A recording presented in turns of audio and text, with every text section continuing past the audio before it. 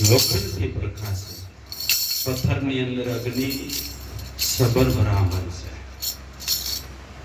આખો વર્જક પણ લોખંડ વિના એમાં તરકલો પ્રગટ થતો નથી. એમ આ રોમે રોમની અંદર પડવું છે. પણ આની અંદર કોઈ એવા બ્રહ્મ જ્ઞાની ચિનગારી કરે, જેમ 1000 મણ કપાસનો ઢગલો હોય ને એક દિવાસળીનો તરકલો પડી જાય, 1000 મણ ઢગલા બળીને ખાક થઈ જાય, એમ આ ઘટોઘટની અંદર રોમે રોમની અંદર બ્રહ્મ સબર બરાબર છે. પણ જો આવો કોઈ ચિનગારી કરનાર માલવી પુરુષ જો મળી જાય તો આમાં બ્રહ્મ પ્રગટ થતા કાંઈ વાર લાગે નહીં. તો આ પાષાણમાં જેમ અગ્નિ રહે છે, આમાં લોખંડથી પ્રકાશ છે.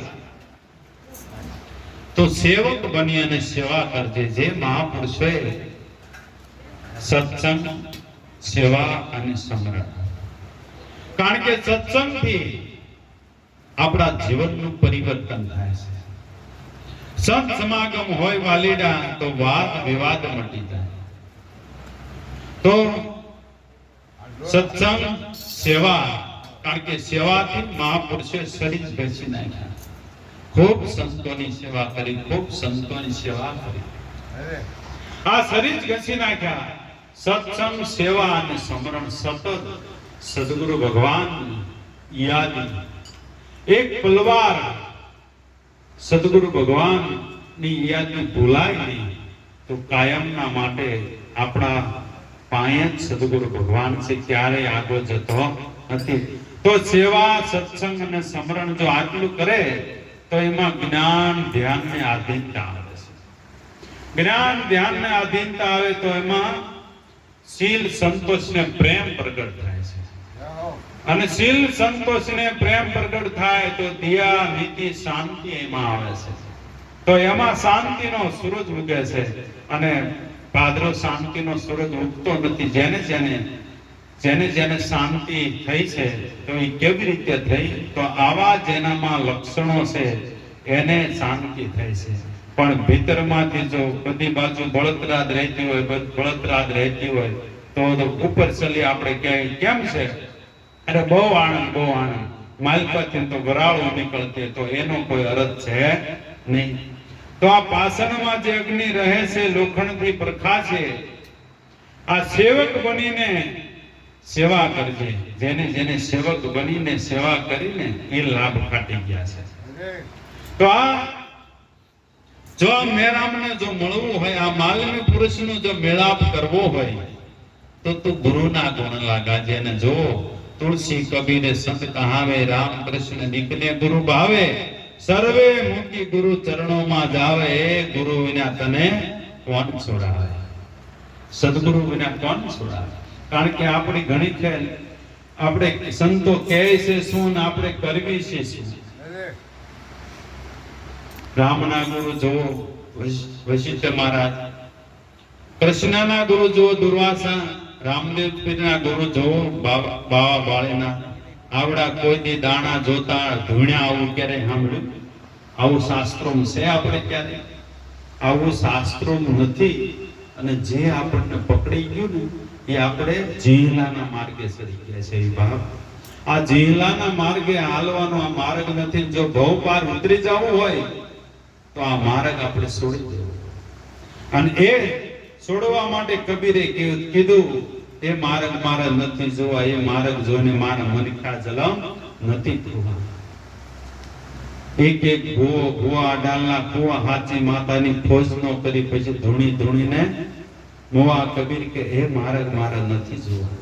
તો જે માર્ગમાં પાર ઉતરી જવાનો જે માર્ગ આપણને સદગુરુ ભગવાને આપણને બતાવ્યો છે તો સીધો ને સરળ માર્ગ, એવો જ્ઞાનનો માર્ગ છે. સીધો ને સરળ માર્ગ એ જ્ઞાનનો માર્ગ છે. રોહિદાસની વાત એક જુઓ. રોહિદાસ જ્યારે ઉપદેશ બ્રહ્મ જ્ઞાનનો ઉપદેશ કરતા હતા, કાશી નરેશને ફરિયાદ કરી હતી બ્રાહ્મણે. અને ફરિયાદ કરી કે હરિજનનો દીકરો ઉઠીને કે બ્રહ્મબોધ કરે છે, રાજાઓ મહારાજાઓનો ઉપદેશ કરે છે. કે કોને કર્યો? કે પીપા ભગતને કર્યો ઉપદેશ. મીરાને ઉપદેશ કર્યો. આ રજવાડામાં ઠેઠ પૂજ્યો. એક હરિજન ઉઠી ત્યારે જો કે કાશી નરેશ ખૂબ જ્ઞાની હતા કે ભાઈ બધાયનો અધિકાર છે. તો કે બધાયનો અધિકાર તો કે એનો જો ભગવાન સાચો હોય તો અમારે એને આરે શરત કરવી છે. તો અમારો ભગવાન સાચો હોય તો ગંગામાં તરે અને એનો સાચો હોય તો એ કરે. તો કે વાંધો ને એવું હું હાજરી આપું અને તમે કરો ફરિયાદ કરી. અને ત્યારે બ્રાહ્મણો બધા ભેગા થયા. બધા બ્રાહ્મણો પંડિતોએ મંત્ર ઉચ્ચાર કર્યા, મંત્રો ભેગા કરી અને પછી જેવી 10 કિલોના શાલિગ્રામ લાયા હતા ને ગંગામાં જેવો મૂક્યો ને ત્યાં તળિયે વહી ગયો. બ્રાહ્મણો વાઢ્યા હોય તો લોહી ન નીકળે કે હવે હું કરું. તો કે હવે રોહિદાસ નો શાલિગ્રામ માલપા મૂકે. તારા રોહિદાસ કે મારો શાલિગ્રામ છે ને સત્ય મારો શાલિગ્રામ છે, સત્ય મારો શાલિગ્રામ છે ને સત્ય મારો શાલિગ્રામ છે અને જ્ઞાન મારી ગંગા છે. આ જ્ઞાન રૂપી ગંગાની અંદર સત્ય રૂપી શાલિગ્રામ કાયમના માટે તર્યા કરે છે.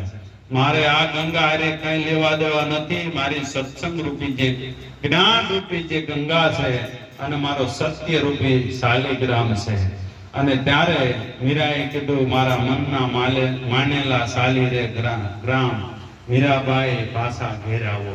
તો આવો મનનો માનેલો જેને શાલિગ્રામ એકદમ સત્ય રૂપી શાલિગ્રામ મળી ગયો તો એને કીધું કે ઉત્તરાખંડ થી એક વાદળી સડી, ઉત્તર દિશાથી એક જોગી આવી મારી અલગ જગાયો.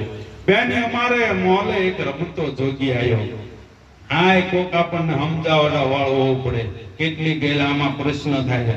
ઉત્તર દિશા એટલે જે પ્રશ્ન તમને પૂછો રે ગુરુ મને સાચું કહેજો, દયા દિલમાં લાવીને મને ઉત્તર દેજો. આ ઉત્તરાખંડ થી સડી છે વાદળી અને એ જો ઉત્તરાખંડ થી વાદળી સડે ને ઉત્તર દિશાથી જોગી આવ્યો. તો જોગી એટલે શબ્દ એટલે બ્રહ્મ. તો આ જે મેરામને જો મળવું હોય તો ગુરુના ગુણલા તું ગાજે.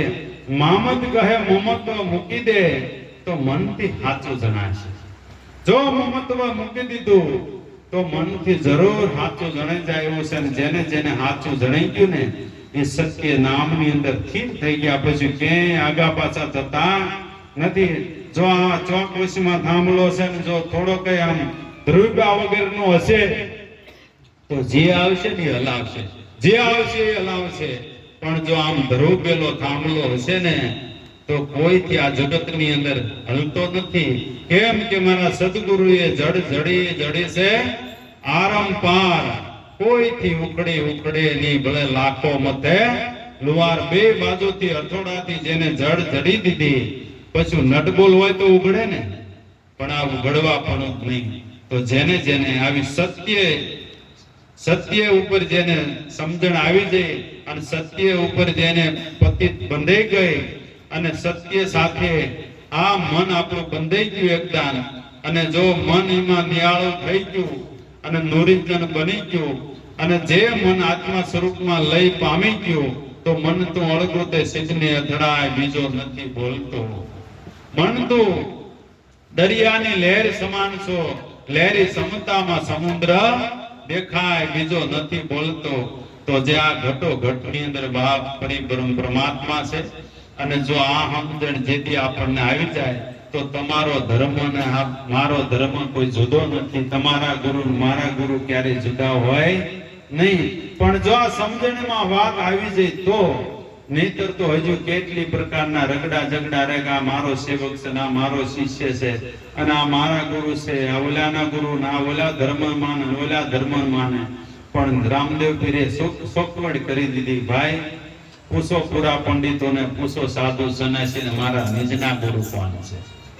આ જે સ્વયં નિજ સ્વરૂપની જેને ઓળખાણ થઈ એકવાર તો આ જગતની અંદર જેટલા સંપ્રદાય ચાલી રહ્યા ને બધા એક જ વરાજાના ગીત ગાય છે. નામ શબ્દ નામ રાજા નામ છે.